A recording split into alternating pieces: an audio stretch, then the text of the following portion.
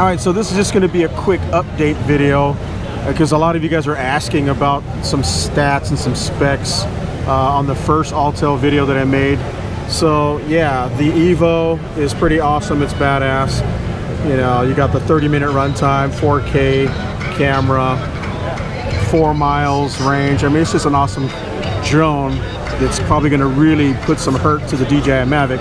But one of the questions is what's up with the camera? Because some people saw a camera that looked different than the one that's on here. So what you saw is a prototype 1-inch sensor camera that they're not putting on the drone because they had some issues with the 1-inch sensor camera. So what you see here is the half-inch.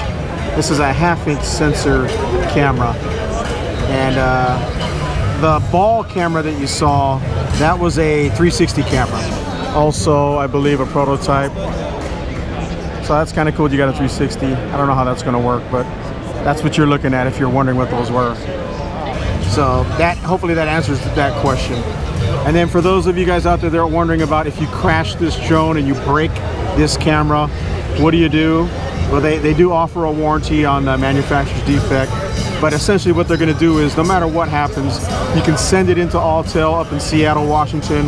They'll look at all the data, the GPS data that's recorded in this thing to see whose fault it was. But either way, you can pay for this camera to be repaired. And it's probably, they don't have any hard numbers yet, but they're probably going to cost, it's maybe $300 to $400 to get a new camera mounted back on your drone. And then you can get back to business, whatever you do.